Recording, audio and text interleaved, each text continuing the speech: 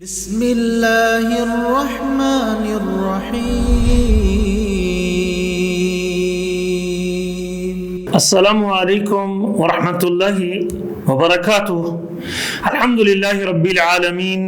والعاقبۃ للمتقین والصلاة والسلام علی سیدنا وحبیبنا محمد وعلی آلہ وصحبہ اجمعین۔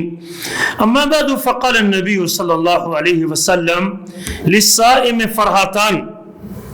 فرحة عند فطره وفرحة عند لقاء ربه ولخلوف فم الصائم اطيب عند الله من ريح المسك۔ بخاری مسلم کی یہ حدیث اللہ کے رسول صلی اللہ علیہ وسلم نے روزے کے فضائل کا تذکرہ کیا ہے۔ اس حدیث میں روزے کی 4 فضیلتوں کا ذکر ہے اور اس سے پتہ چلتا ہے کہ روزہ بڑی عظیم عبادت ہے۔ سب سے پہلی فضیلت تو یہ ہے کہ روزے کا اجر بغیر حساب کے اللہ عطا کرنے والے ہیں۔ ہر نیکی کا ثواب اللہ بڑھا کے دیں گے، 10 گنا سے 700 گنا تک اللہ تعالیٰ بڑھائیں گے، لیکن روزہ ایسی عبادت ہے کہ اس کا اجر محدود نہیں ہے، منحصر نہیں ہے، مخصوص نہیں ہے، بلکہ اللہ اسے بہت زیادہ اضافہ فرما کے دیں گے،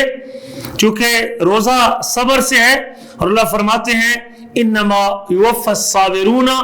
اجرہم بغیر حساب، صبر کرنے والوں کو بغیر حساب کے اجر دیا جائے گا۔ امام اوزاعی رحمہ اللہ فرماتے ہیں لیس یوزن لہم ولا یکال، نہ تو ان کو تول کے دیا جائے گا اور نہ ان کو ماپ کے دیا جائے گا، بلکہ ان کو ایسے بغیر حساب کے انڈیل دیا جائے گا اجر، روزے کا اجر۔ اللہ تعالیٰ نے دوسری فضیلت یہ ہے کہ اللہ تعالیٰ نے روزے کی نسبت اپنی طرف کی ہے، الصوم لی، باقی اعمال کے مقابلے میں روزے کو اپنی ذات کی طرف منسوب کیا ہے۔ اس کی وجہ یہ ہے روزہ ایسی عبادت ہے جو ایک لمبے عرصے پر مشتمل ہے، طلوع فجر سے لے کر غروب آفتاب تک کا ایک لمبا پیریڈ روزے دار اللہ کی عبادت میں گزارتا ہے۔ روزے دار اپنی خواہشات کو ترک کرتا ہے، ان چیزوں کو چھوڑ دیتا ہے جس کا اس کا نفس متمنی ہوتا ہے، اور خاص طور پہ جب دن لمبا ہو اور گرمی کی شدت بھی ہو۔ یقیناً یہ وہ عظیم عبادت ہے جو بندے اور رب کے درمیان ایک راز ہے جس کا کسی کو علم نہیں ہوتا،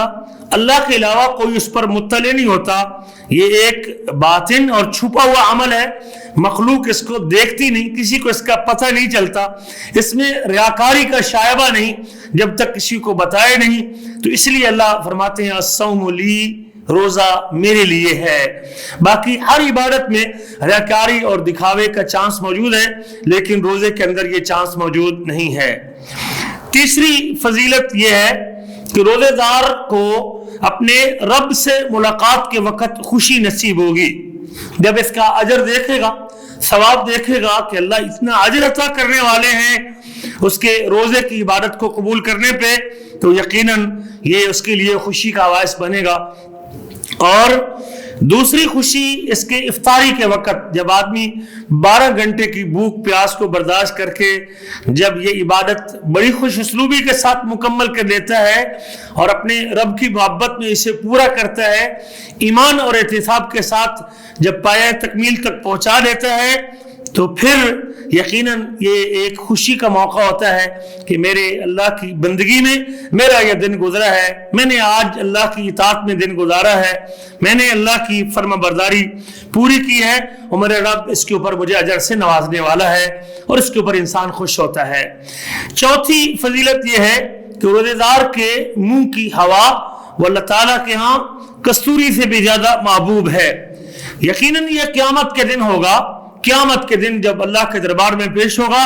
تو پھر اس کے اس عمل کا ثواب اس انداز سے ملنے والا ہے، چونکہ ایک روایت میں الفاظ ہے اطیب عند اللہ یوم القیامہ، یہ اللہ کے ہاں قیامت کے دن انتہائی پاکیزہ خوشبو ہوگی۔ اگرچہ آج لوگوں کو یہ منہ سے نکلنے والی ہوا ناگوار لگتی ہے، تکلیف کا باعث بنتی ہے، چونکہ یہ اللہ کی اطاعت کی وجہ سے اس معدے کے خالی ہونے کی وجہ سے معدے سے پیدا ہوتی ہے اور منہ سے نکلتی ہے، لہذا قیامت کے دن اللہ ذوالجلال اسے کستوری کی صورت میں تبدیل کر کے دینے والے ہیں۔ روزے کے فضائل میں سے ایک فضیلت یہ بھی ہے کہ یہ گناہوں کی بخشش کا سبب بنتا ہے